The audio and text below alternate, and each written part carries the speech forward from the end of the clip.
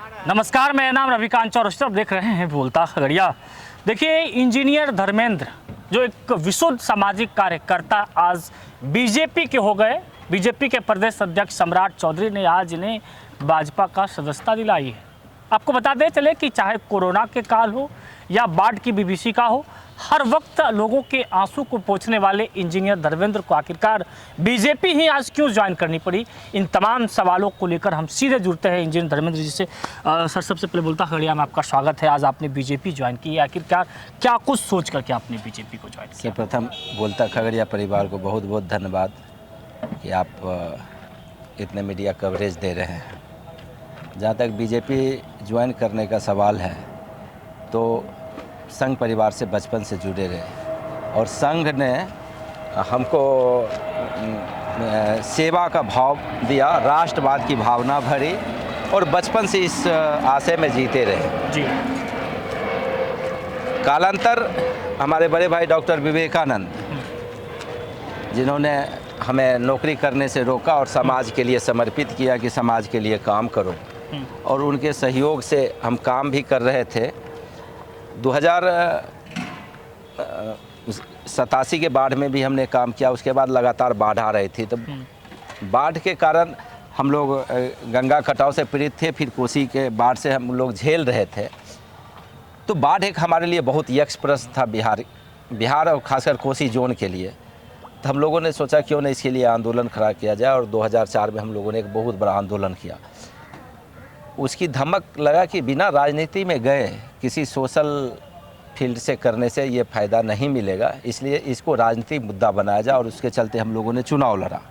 2005 में प्रथम बार चुनाव लड़ा और लोगों ने बहुत ही 9000 लोगों ने हमें मत दिया। तो एक धमक हुई और उस आंदोलन का परिणाम हुआ कि अटल बिहारी वाजपेयी जी उस समय भारत के प्रधानमंत्री थे। उन्होंने बाढ़ के अस्थायी समाधान की दिशा में ठोस पहल करने की कोशिश की। उसके बाद भी लगातार बाढ़ आती रही 2010, और इस बीच हमने क्षेत्र में रोज़गार सृजन के लिए, कि हमारे यहाँ कोई तकनीकी शिक्षण संस्थान थे नहीं, और बेगूसराय बगल का ज़िला, नीतीश जी उस समय मुख्यमंत्री थे, तो सहरसा मधेपुरा में यहाँ मेडिकल कॉलेज खुलेगा, यहाँ खुलेगा, लेकिन खगड़िया में एक ITI भी नहीं था।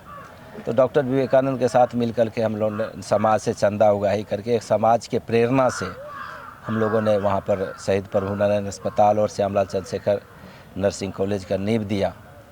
और कालांतर उस काम को आगे बढ़ाया कि खगड़िया तकनीकी शिक्षण संस्थान में आज बिहार में एक नाम है उसका। तो ये फिर 2010 की चुनाव आई, तो 2010 के चुनाव में हमने फिर इन्हीं सब मुद्दों को लेकर के जनता के बीच गए, और जनता ने अपार जन समर्थन भी दिया। 16,000 मत कम नहीं होता एक निर्दलीय प्रत्याशी के रूप में। लेकिन बचपन से ये भावना ज़रूर थी कि हमारा राष्ट्र परम वैभव पर जाए, भारत अखंड हो और भारत में ऐसी कोई शासन व्यवस्था। और 2014 के बाद आदरणीय मोदी जी के, प्रधानमंत्री नरेंद्र मोदी जी के आने के बाद वो सपना धीरे धीरे सफल होता हुआ दिखाई दिया। और आज भारत डेवलपमेंट में दूसरे जनरेशन में शिफ्ट कर रहा है। पहले हम एक रोड के लिए तरसते थे, आज इंफ्रास्ट्रक्चर का रोड का जाल बिछ रहा है आदरणीय नितिन गडकरी जी के नेतृत्व में। और पहले आज लोग हवाई यात्रा कर रहे हैं, हवाई जहाज़ की संख्या बढ़ी है, बुलेट ट्रेन की बात कर रहे हैं। दुनिया के पैमाने पर अब जो हमारे 4 लेन बन रहे हैं, 6 लेन बन रहे हैं, वो विश्व के किसी भी मानक से कम नहीं है। तो हमारा भारत एक तरह की। चलिए, आज आपने बीजेपी का दामन थामा, ठीक है, लेकिन खगड़िया के परिप्रेक्ष्य में अगर हम बात करेंगे, जो खगड़िया बाढ़, जो लगातार हर साल बाढ़ जो है अभिशाप, या फिर जो बेरोज़गारी है, या जो इंफ्रास्ट्रक्चर की बात कर रहे हैं, या इंडस्ट्रीज़ की बात कर रहे हैं, या सड़क की तंदुरुस्ती की बात कर रहे हैं, इन तमाम मसले पर अब आपके साथ एक पार्टी का बैनर भी है। आगे की क्या कुछ रणनीति होगी इंजीनियर धर्मेंद्र की? देखिए, इंफ्रास्ट्रक्चर डेवलपमेंट का खगड़िया में तो बहुत ज़्यादा ज़रूरत है। खगड़िया को हमेशा हमारे जनप्रतिनिधि जो मिले हैं, वो जनप्रतिनिधि सिर्फ पार्टी के टिकट के लेकर आए और अपने ज़िंदगी को ऐश किए। वो खगड़िया के मुद्दे से उनको कोई सरोकार नहीं रहा। एक तो ये बात हो गई। दूसरी बात कि खगड़िया में जो डेवलपमेंट की भी अपार संभावनाएं हैं, वहाँ दूध है, मकई है, उसकी संभावना है। लेकिन कोई भी बिजनेस और कोई भी चीज़ खड़ा तब तक नहीं होगा जब तक भय मुक्त बिहार नहीं बनेगा। और आज बिहार में कोई भी इंडस्ट्रियलिस्ट कहता है क्यों नहीं आना चाह रहा, क्योंकि उसे भय है। कोई किसी के बारे में जान जाएगा इसके पास 500 करोड़ की संपत्ति है तो उसको किडनैप कर लेगा, उसको जान माल क्षति करने की कोशिश करे। आए दिन हत्या हो रही है। और कोई भी बिजनेस पैसा तो रखा ही रह जाएगा, अपने जान को दांव पर लगा के कोई बिजनेस नहीं कर सकता। 2024 के लोकसभा के चुनाव होने हैं, ठीक उससे पहले जो है इंजीनियर धर्मेंद्र बीजेपी में जो है धमक के साथ एंट्री मारते हैं। क्या ये उम्मीद जताई जा सके, या कुछ लोग ये भी मान रहे हैं कि 2024 के लोकसभा की चुनाव तैयारी में जुट जाएंगे, तैयारी लोकसभा का चुनाव लड़ेंगे इंजीनियर धर्मेंद्र, इसी लेकर के बीजेपी? नहीं, चुनाव तो दूर दूर तक अभी बहुत ये नहीं है कि चुनाव लड़ेंगे। लेकिन अभी अगर पार्टी यदि चाहे इंजीनियर धर्मेंद्र को खगड़िया लोकसभा से पार्टी जो भी दायित्व देगी ना, तो उस दायित्व को हम निर्वहन करेंगे। हमने उनको बोल दिया कि हम फुल टाइम देने के लिए तैयार हैं, अपने साथ अपने संसाधनों के साथ। पार्टी और संगठन के लिए आप प्रदेश में खटाइए या देश के किसी भी कोने में काम करवाइए, संगठन का कोई भी दायित्व दीजिएगा तो हम काम करने के लिए तैयार हैं।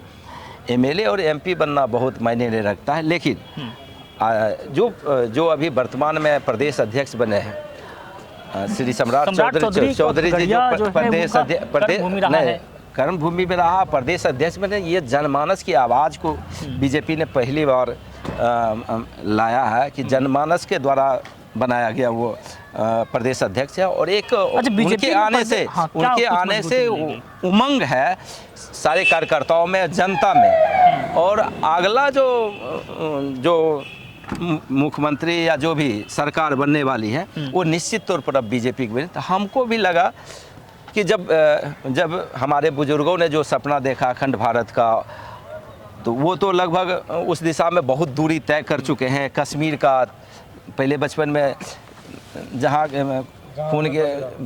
हुए बलिदान मुखर्जी, वो कश्मीर हमारा है, वो आज पूर्ण रूपेण हम जाके तिरंगा फहरा सकते हैं। वो चीज़ हमारे बुजुर्गों ने जो हमारे लिए त्याग किया उसको हम देख रहे हैं। बिहार में भी डेवलपमेंट का जो उसके अधिकार है वो उससे मिलना चाहिए। भय मुक्त लगता है कि धर्मेंद्र जी की 2024 में फिर से जो है मोदी जी की सरकार वापसी करेगी, या 2025 में बिहार में बीजेपी जो है अपनी सरकार बनाएगी? ये निश्चित तौर पर हम लोग काम कर रहे हैं और ये निश्चित तौर पर होने वाली है कि 2024 में तीसरी बार प्रधानमंत्री बनेगा आदरणीय मोदी जी, और बिहार की सत्ता पूर्ण बहुमत से कंप्लीट बीजेपी का होने वाला है। चलिए, हमसे बात करने के लिए बहुत बहुत धन्यवाद। तो हमारे साथ बात कर रहे थे इंजीनियर धर्मेंद्र, जो कि खगड़िया के एक विशुद्ध सामाजिक कार्यकर्ता ने आज बीजेपी का दामन थामा है, और क्या कुछ जो नज़रिए के साथ, क्या कुछ रोड मैप के साथ आज उन्होंने बीजेपी ज्वाइन किया है, इन तमाम मसलों पर हमारे साथ खास बातचीत कर रहे थे। बहरहाल अब तक के लिए इतना ही। धन्यवाद, नमस्कार।